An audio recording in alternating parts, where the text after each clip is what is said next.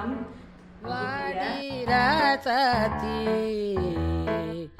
புதுசா இளசா ரவுசா போவோம் வாடி வாலாட்டி.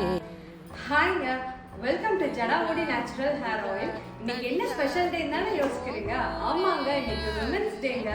ஸோ இன்னைக்கு ஒரு கதையை சொல்லுவாங்க. என்னன்னு பார்த்தீங்கன்னா, ஆண் பாதி பெண் பாதின்னு சொல்லிட்டு இன்னைக்கு ஆண்களை விட பெண்கள் தாங்க அவ்வளோ சாதனையாளர் இருக்காங்க.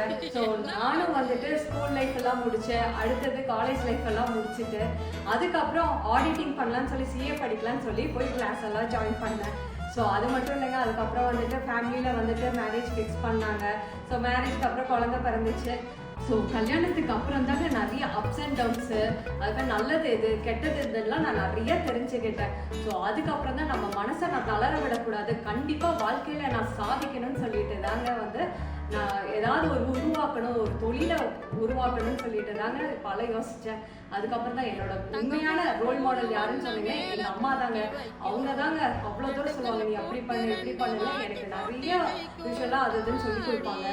ஸோ அதுக்கப்புறம் தான் நான் யோசிச்சேன், எங்கள் பாரம்பரியமாக எங்கள் பாட்டி செஞ்ச தொழிலே ஆரம்பிக்கலாம்னு சொல்லிட்டு தாங்க நான் வந்து இப்போ ஃபைனலாக ஜடாமுடி நேச்சுரல் ஹேர் நான் அவ்வளோ சக்ஸஸ்ஃபுல்லாக ரன் பண்ணி கொண்டு போயிட்டு இருக்கேன். ஸோ எல்லா பெண்களுக்கும் நான் ஒரே ஒரு அட்வைஸ் தாங்க சொல்லுவேன், வாழ்க்கையில் எவ்வளோ பெரிய தோல்வி வந்தாலும் சரி, கண்டிப்பாக மனசை மட்டும் தளர விடாதீங்க. கண்டிப்பாக வாழ்க்கையில் நீங்களும் கண்டிப்பாக ஜெயிப்பீங்க.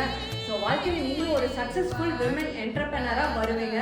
ஸோ எல்லாத்துக்கும் இந்த விமென்ஸ் டேக்கு ஹாப்பி விமென்ஸ் டே வாழ்த்துக்கள் சொல்லிக்கிறேன். தேங்க்யூ, பாய்.